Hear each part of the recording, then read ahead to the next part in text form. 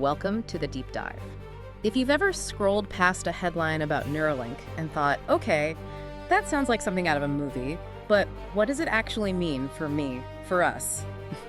Well, you are definitely in the right place today. We have quite the range of sources lined up. Everything from the really ambitious technical possibilities, human fusions, to some pretty deep legal analysis looking at neural data specifically. Okay, let's unpack this. Our mission today is to figure out what this technology means for your mind. We're focusing especially on Neuralink, particularly since they got that FDA nod for human trials back in May 2023. This is bigger than just a new gadget. Oh, absolutely. It's huge. Yeah. Because the skull we're talking about, this isn't just, say, a better hearing aid. This is potentially altering the fundamental relationship between humans and technology, pushing concepts that used to be pure sci-fi, like Musk talking about a digital soul backup drive. A digital soul backup? Yeah, I know. But it's moving out of philosophy discussions and, well, into the engineering lab, which means we really have to grapple with the promise and, the dangers right now. Okay, let's start with the promise then.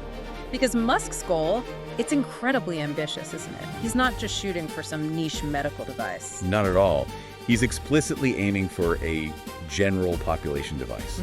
The idea is to link human minds, like directly to supercomputers. And that's what makes Neuralink feel so different. Exactly, that sheer ambition. For decades, BCI research, it was really focused on therapies, helping people, regain function after injury, control prosthetics, manage conditions like epilepsy or Parkinson's. Which Neuralink also talks about doing, right? Treating blindness, paralysis. Yes, absolutely. Those therapeutic goals are definitely stated. But the core long-term driver, it's augmentation, enhancing capabilities beyond the typical human baseline. And he frames this whole thing as almost a survival issue for humanity. He does. The argument is basically, look, if we don't achieve what he calls AI symbiosis, this direct merging with advanced AI, we risk becoming, irrelevant. Or worse, controlled by some future superintelligence. So we have to upgrade ourselves to keep pace. That's the rationale. And it's the rationale driving the incredible speed they're trying to maintain. Yeah. And to grasp what that augmentation means, we need to look at these concepts the sources call human fusions and neural reality. Human fusions, okay. Yeah, the core idea is that the BCI connection basically lets your mind operate beyond the physical limits of your body. We've always used tools, obviously, but they're external. A hammer, a computer. What changes when the tool feels like it's actually part of you? Well, the sources suggest the change is immediate and profound. Take those trials with robotic prosthetic hands connected through BCIs. Okay. Initially, the person using it might say the prosthetic. But the moment scientists switch on the sensory feedback so the user can actually feel what the robotic hand is touching. Ah, so they get sensation back. Exactly. The psychological shift is apparently instantaneous.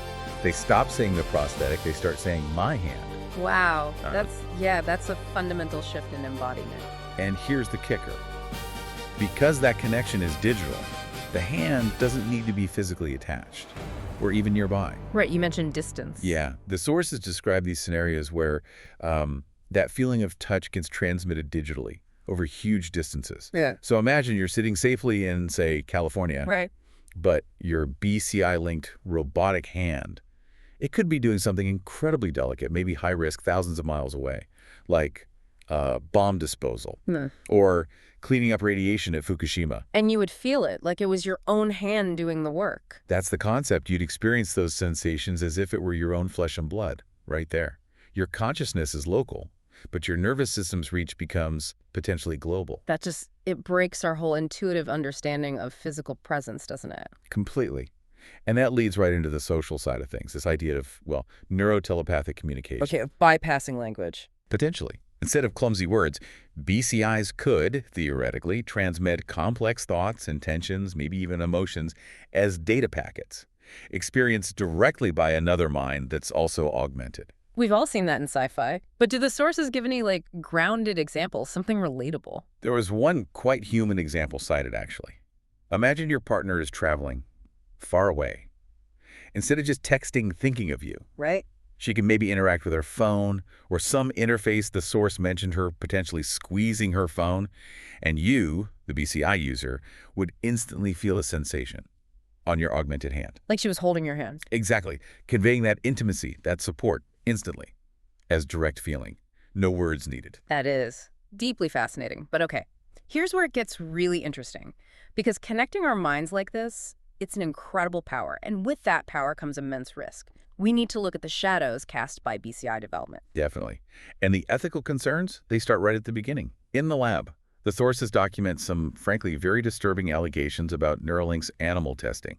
Yeah, I saw reports mentioning animal cruelty. Over 1,500 animal deaths alleged since 2018. We're talking pigs, sheep, monkeys, and crucially, This wasn't just unavoidable surgical complications. apparently not entirely.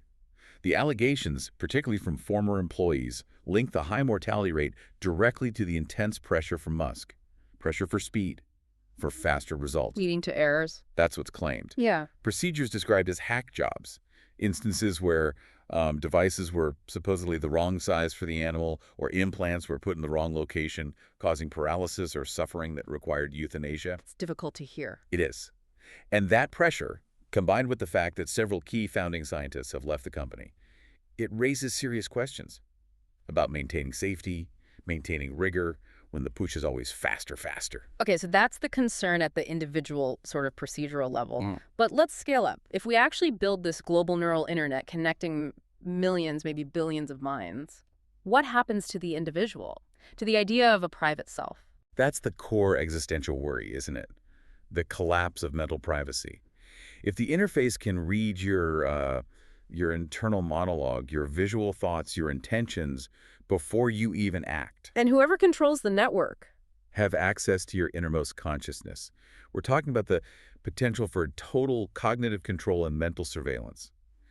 Your private thoughts become data points. And it might not stop at just observation, right? What if the network starts managing thoughts, modifying them? That's the fear.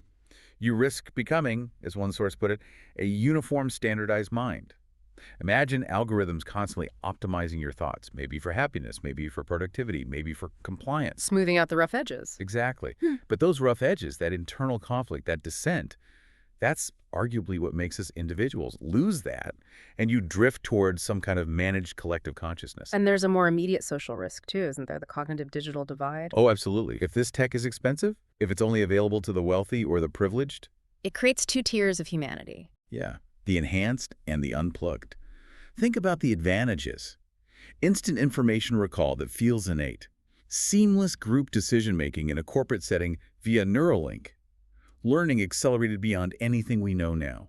The gap between those groups would be enormous. It could dwarf current inequalities. Right. It wouldn't just be economic, it would be cognitive. A chasm potentially impossible to bridge. Let's drill down on the thing that fuels all this.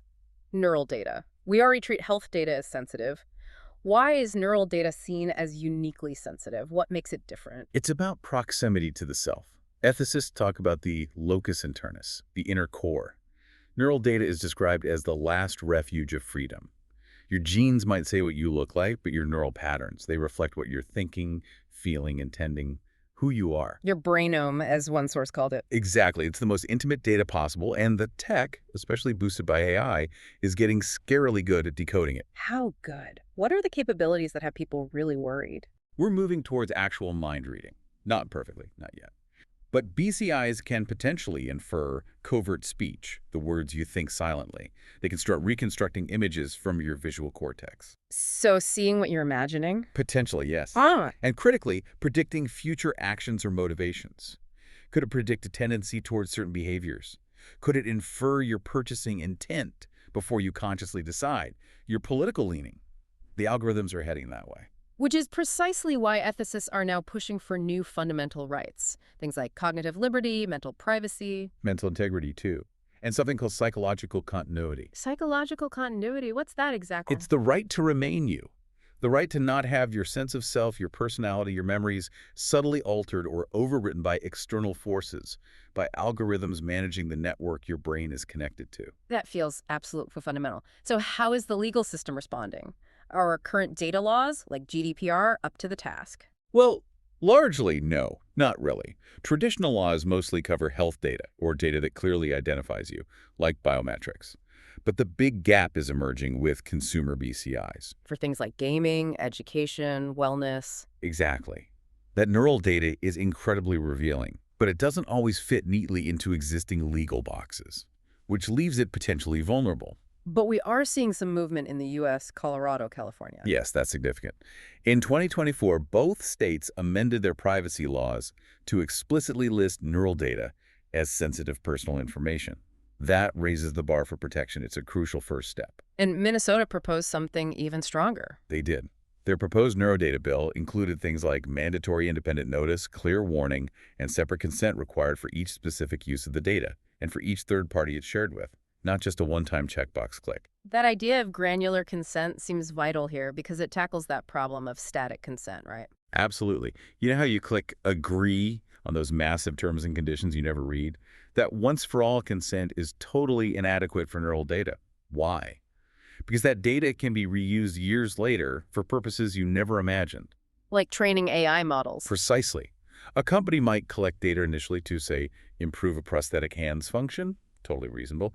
But then, down the line, they could use that same data exhaust to train their own commercial AI, potentially making millions off insights derived from your brain activity. And they could argue it's still related to technological improvement using loopholes in current laws like GDPR. That's the concern.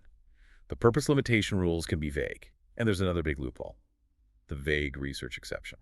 Letting companies use data if they claim it's for research. Right. It potentially allows private companies to collect and analyze highly sensitive neural data under the guise of research, even if there's a strong commercial motive behind it, with much less oversight. Okay, and beyond data use, there's the physical security risk. Cybersecurity for the brain. That sounds terrifying. It is, and it's another massive regulatory blind spot. We're not talking about someone stealing your credit card number. We're talking about attacks targeting the neural interface itself. Like what kind of attacks? The sources mention possibilities like neuronal flooding. An attacker could potentially disrupt your brain's natural activity patterns. Imagine inducing a constant migraine digitally, or maybe even cognitive impairment, or scanning, trying to actively extract thoughts or plans. And current regulations don't mandate specific defenses against these BCI-specific threats. Not really, no. There's a huge need for mandatory specialized cybersecurity standards for these devices, and they're just not there yet. This really all comes back to responsibility, doesn't it? Particularly within the scientific community developing this tech. It was quite startling to read that finding about ethics language. You mean the lack of it in research papers? Yeah, that things like informed consent or IRB approval were markedly absent in a really significant chunk of BCI studies, especially in engineering journals, up to 59% in one review. It points to a problem of priorities, I think. Too much focus perhaps on just the technological improvement aspect, especially on the engineering side, without equally prioritizing and reporting the ethical safeguards. We need ethical reproducibility, as one source put it. Exactly. Yeah. It's not enough to do the ethics work. Researchers need to report it transparently. How do they get consent? How are subjects protected? This allows others to check the work and builds trust. It ensures the ultimate goal stays focused on human benefit, not just making cooler tech. So what does this all mean? We're standing at this crossroads. The technology to fuse mind and machine, it's becoming real. It promises incredible things, overcoming disability, maybe even elevating consciousness. But that promise is tangled up with these profound risks. Risks to our identity, our privacy, our very sense of self. We're building the tools to potentially read and write to the brain, but the rule book. The ethical and legal frameworks are still desperately trying to catch up. Which is why we need a prudent stance, but also an accelerated one. The ethics, the regulations, they have to evolve just as fast as the technology itself. That's the only way to ensure BCIs genuinely enhance human life without eroding the values that make us human. Despite all the valid fears, surveillance, the cognitive divide, there's something undeniably profound about the core idea, extending your senses digitally. Truly feeling that remote robotic hand is your own, miles away. It challenges our most basic assumptions about having a body, about what reality even is. Yeah. What does it actually mean for us, for society, if the mind is no longer strictly tied to its physical location? A mind untethered. That is definitely something to chew on. We hope you'll keep thinking about this complex, fascinating, and frankly critical intersection of technology and humanity. Until next time, thanks for joining us on The Deep Dive.